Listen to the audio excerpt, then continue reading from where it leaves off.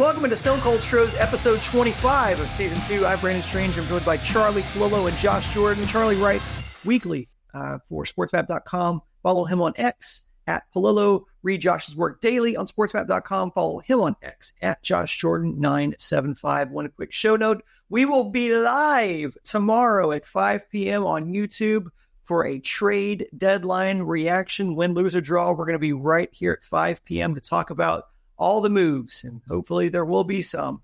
Just a reminder, every episode of Stone Cold Stros is available in audio format, your favorite podcast provider like Apple or Spotify. Just search Stone Cold Stros, and be sure to give us a like on this video while you're here. It helps us greatly. And if you haven't subscribed yet, do it. We invite you to do so right now. We appreciate that.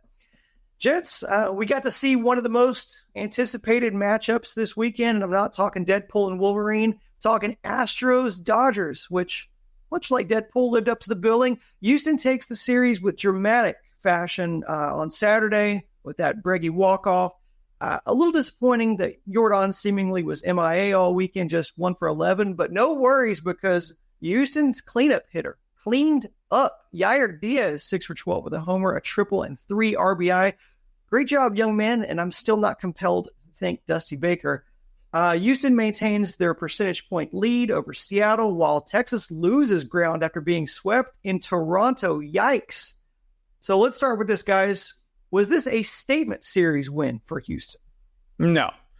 Look, taking 2 out of 3 is good. It's not great. It capped a week that for the Astros was mediocre after having lost 2 out of 3 at Oakland, so they balanced the books from that. But let's be real. It's just a 3-game series, and the fan furor between Astros and Dodgers is much bigger than any sort of animosity between the teams, especially when you look at the composition of the rosters since they last played in games that really, really mattered.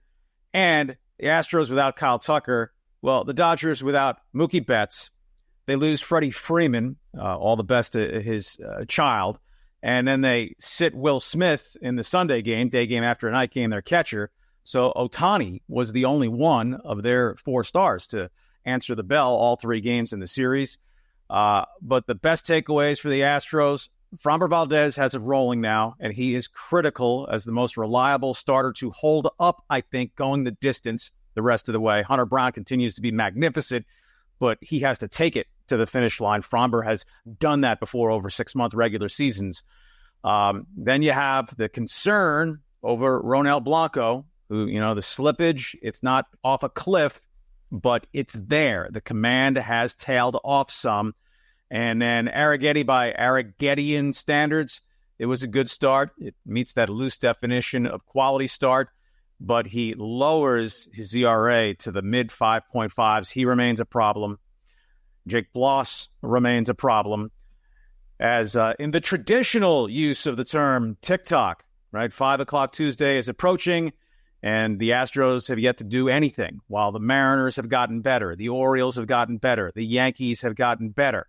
So the Astros, by 5 o'clock, if they don't upgrade their ball club, it's not like it's over by any stretch of the imagination. Playing a pat hand, they could wind up winning this division.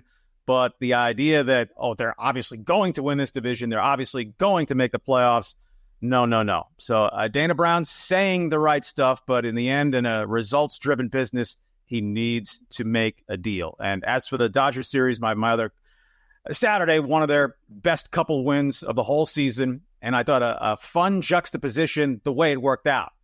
After Altuve had one of the worst at-bats any of us have ever seen by anybody under any circumstances, Brandon, we swapped a couple texts. If you didn't know better, you might have thought Altuve was drunk for that bat, chasing 3 sliders. I think the closest one was 6 feet off the plate. And then after that, are you kidding me? A.B. Bregman with his swing of the season, biggest hit he's ever had against the Dodgers. Well, second biggest hit he's ever had against the Dodgers. Missed out on the opportunity for the sweep, but 2 out of 3. If you keep winning series, you keep winning series. But there's work to be done certainly this week and in the remaining 6 weeks of the regular season thereafter. Yeah, maybe it wasn't the most impactful, but it sure was fun for the fans, especially that comeback win on Saturday with the Breggy bomb. All year, Astros fans have been kind of waiting. When are we going to see that Bregman, that clutch Bregman? And there he was right before your eyes when you needed it the most. Fromber, Charlie alluded to it, getting him back to doing what he's doing, that's just been huge. I mean, he's allowed 3 runs or fewer in 6 of his last 7 starts. So that's what you need from a top-of-the-rotation guy like Fromber. So, and it just the eye test, Fromber looked amazing in that start. Everything was working great, the curveball, the sinker. So I'm encouraged by him. The other guy, I heard a lot of love for John Singleton after this series, and I know he had a couple really big hits, and he's starting to look better, look like he's starting to get his groove, getting more accustomed to being in the lineup more often. We're seeing the power again, and it makes you wonder if they're just going to be like, all right, we're just going to pretty much roll with Singleton here, and we're just going to focus otherwise on pitching, and we're going to roll with Singleton. And I like what I'm seeing from him, but it made me go back and look. Like, is it just recency bias why I'm liking what I'm seeing from Singleton, or is he starting to turn a corner? And unfortunately, I looked at his numbers. He has 2 multi-hit games since July 1st. So as good as he's looking, he kind of is what his batting average is. He gets about 1 hit per game, about 1 hit out of every 4 at bats, but a lot of times that hit's a big hit, an extra base hit, something with a lot of power on it. So on the one side, you're encouraged because you're seeing that power. You're hoping first base would give you some of that, and he is providing it in some big spots. But also, if we look at the sample size over the last month, it's just not as consistent as you would hope. So it's kind of all or nothing with Singleton right now. So if he could just find a way to just get a couple more hits every now and then, just get on base a little bit more, I think they could be pretty happy with first base considering the circumstances and what happened with Abreu. Well, compared to Abreu and compared to Singleton's career before now, he's doing all right. But his OPS in July is 624. He has 2 home runs this month. He hit 1 home run in June. He has a little 4-game hitting streak starting the week, 1 hit in each game. The idea that, they're set at first base would be silly. Now, it doesn't mean you can just snap your fingers and get the compliment. He makes $10 million next year. I don't know if that's a deal breaker for the Astros or perhaps the Rays, who are selling off everything that's not tied down, it appears. Yandy Diaz would make immense sense for the Astros. He destroys left-handed pitching, career 888 OPS against lefties. And it's not as if he's bad against righties. He'd immediately, to me, become the primary first baseman if the Rays are looking to move anyone who makes more than $1.98 next year, and by tomorrow, 5 o'clock, they may have done just that. It's still, of course, foremost for the Astros about adding a starting pitcher or multiple relievers. But if they are still poking at the coals on offense, Diaz is one name at first base since the other Rays corner guy went off the board for, frankly, what appeared to be a minimal return. Isaac Paredes going to the Cubs, which to me in part speaks to what the Astros farm system both is and is regarded as by other teams. I don't know if Dana Brown was negligent if he didn't make an offer for Paredes, but I'll give him the benefit of the doubt that he made an offer, but obviously not one that the Rays took. Just real quick back to the Dodgers series, just outside of that Breggy hit, the story of the weekend was really about the bottom of the lineup stringing together hits, including Singleton. I mean, they really were part of that big comeback on Saturday. Charlie, you mentioned Arrighetti giving Houston a quality start. Any issues with Espada's handling of the bullpen on that getaway game? He brings in King to get out Ohtani, which works, but then brings him back in the next inning. He immediately gives up a home run and doesn't record another out before being pulled. Yeah, I mean, there was a spot in the series where why do you have Ryan Presley warming up in a 1-run game if you're not going to bring him in? I know any use of Montero under any circumstances now generally causes apoplexy among Astros fans. I think a little bit Espada has the robot thing going, right? They have a lead. He wants to use Abreu in the 7th, Presley in the 8th, Hader in the 9th, which is fine, but I don't think that should be by rote when you have, say, a 4 or 5-run lead. Because when you're playing games almost every day, other than these off Thursdays that they have still for the next 3 weeks, you can get into a spot where, this guy pitched 2 days in a row, so he's down today, and you have to go a little deeper into the bullpen. He did use Abreu with the Astros behind in the game for the first time since May, but I think it comes back to no bullpen has 6-7 rock-solid arms. Taylor Scott's been magnificent this season, but he gave it up in an outing over the weekend. So sometimes guys are just going to fail. And to piggyback on the lineup, This all circles back to the absence of Kyle Tucker. They're just one big bat shy. From 5 down, the lineup's not good, right? Altuve, fine. Post-early season coma. Bregman, fine. Yordan, bad series, but he's Yordan Alvarez. And Yainer Diaz from June 1st on has been excellent. Jeremy Pena as a 5-hole hitter is a minus. John Singleton as a 6-hole hitter is a minus. And then you get to the others. Jake Myers has done very little now for about a month and a half. Chas McCormick stinks this season. Joey Loperfido just cannot put the bat on the ball enough to be a competent major leaguer. 43 strikeouts in 106 at-bats. Dubon's playing time has withered in part because Dubon hasn't done anything for about 2 months now. Trey Cabbage, he's Trey Cabbage, and his OPS is about 640. So from the 5 spot down, they just do not have much quality. You can get it in a game here, a game there, but collectively, that's just not going to be a strong back half of the lineup compared to the elite offenses in the game. And something we've touched upon a little bit previously, if you're not going to be slashing out a whole bunch of hits, drawing a few walks would help. The Astros still lead the American League in batting average. They're only 5th, which is good overall, but compared to batting average, they're only 5th in runs scored. Part of that is they are 13th among the 15 teams in the American League in walks drawn. Bad parlay for the Astros. They've drawn the 3rd fewest walks. Their pitching staff has issued the 3rd most walks in the American League. Brandon, I didn't have a problem with Roland King back out there. He just struck out Shohei Ohtani. It's the guy that just struck out Ohtani or Montero.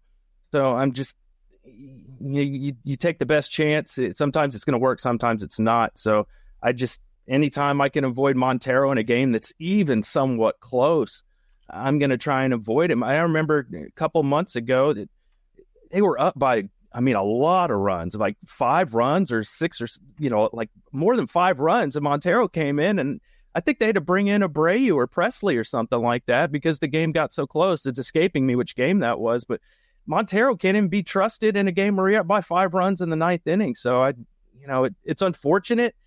You wonder how much longer is he going to stay on the roster? If Dana Brown really wants to show me how great he is as a GM, find a way to trade that guy. That's where you could have used Presley if you wanted to lift King, who struck out the lefty, but then you have Teoscar Hernandez, right-handed hitter, and then others following him. King has been okay here, but Presley's been unscored upon in like 15 outings. So second guesser's delight, but I think fair to at least question if you used Abreu when behind for the first time in a while the day before, why not Presley in a 1-run game? Getaway day. I feel like they're just not as aggressive on getaway days, Charlie. It seems like we already won the series. So sometimes I feel like a spot is a little conservative on those third days when trying to go for a sweep. I know the score didn't necessarily dictate they were going to win that game, but it seems like they are a little conservative when they've already wrapped up a series win. And probably factoring in somewhere, it's Jake Bloss against Skeens Monday night, probably not getting 6-7 innings out of your starter. Yep. Yeah, probably not. And Josh, to your point, there were reports later in last week that Brown is trying to unload that Montero contract in some form or fashion. So, hey, anybody want to buy some typhoid? So this week is kind of interesting because Astros host Pirates and Rays, while Mariners face a couple of tough series against the Red Sox and Phillies. Texas faces the Cards and Sox. Lots of trades over the weekend, most relevant to Houston. Charlie, you mentioned Mariners acquire Astros nuisance Randy Arozarena and add former Houston reliever Yimi Garcia. Not to be outdone, I've got an inside source that says Dana Brown is the current high bidder on a couple of 1986 wax packs of Topps trading cards. So there might be a few starting pitchers in there, like a Jim DeShay's rookie card. So let's cross our fingers and hope for the best. So that's exciting. But back to Arozarena. He's had a tough start to this year, but he's come on as of late. He's hitting 286 with a 910 OPS for the month of July.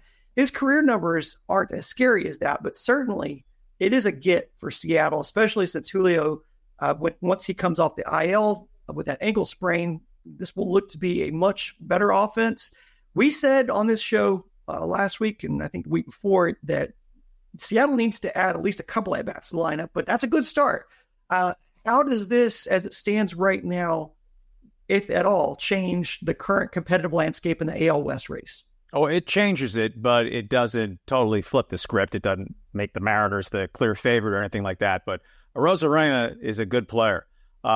It's like he lost all his talent through mid-May, but June 1st forward, he's back over 800 OPS, power, speed, solid outfielder, ... If the Mariners get to the playoffs, he's been a superstar in the postseason.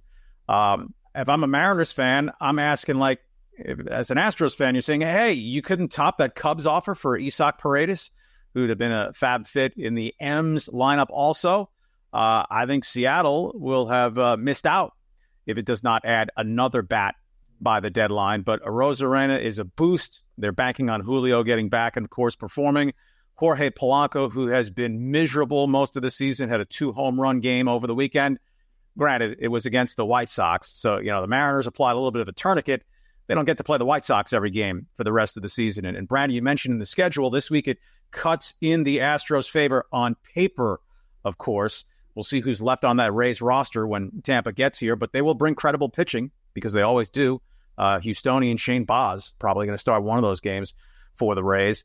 But after this week, with the Astros, I don't want to say it's with house money, every game's so important, but it's a hopeless mismatch on paper, except that in one game, you never know, right? Bloss outpitches Skeens Monday night. It's a, wow, how about that? But it's not like it's a 1,000,000-to-1 shot. Somehow you win Monday, you think you sweep the Pirates, take 2 out of 3 from the Rays, and then a challenging road trip, maybe a chance to put away the Rangers up in Arlington, or like happened here a couple of weeks ago, to keep the Rangers in the race. And the season series rides on that series in Arlington next week.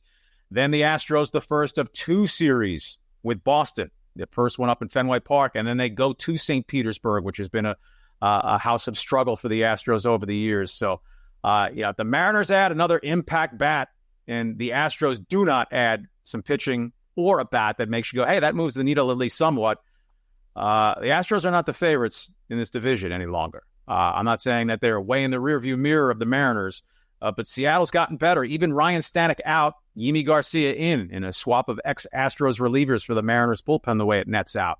That makes Seattle a little bit better.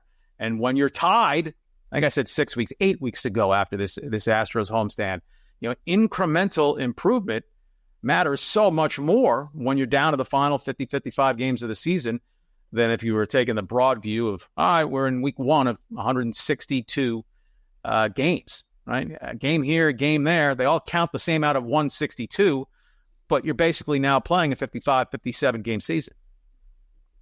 Yeah, I hate this trade for the Mariners because I think it's a great move for them. They're kind of taking a page out of the Yankees book here, like, who's an Astros killer? Juan Soto, let's add him to our team. Who's an Astros killer? Randy Arozarena, let's get him on the team. And now you got him in the division now. I think it's a really solid move for the Mariners. So you hate to see it as an Astros fan because it brings up all those memories of when that guy killed you. And he's got the playoff experience. He's been an ALCS MVP. The bright lights are never too big for him. So really solid pickup there from the Mariners. So hopefully the Astros here got a little time left to add to the ball club before the deadline hits. Ball's in your court, Dana Brown. With the division currently, being split by just percentage points right now, you're right. Every incremental improvement on any team could be the difference. We've waited. We thought Texas was on fire. We saw them, come up the rankings, and then they had the setback over the weekend, getting swept in Toronto. So we'll see how that plays out. I don't necessarily know that they need to add a player as desperately and importantly as the Astros do. You're right. Dana Brown's on the clock, but it's so hard looking at the landscape right now in the league when it seemed like the Cubs are buyers right now. That means that so many more teams are buyers, fewer sellers, price. It's a seller's market.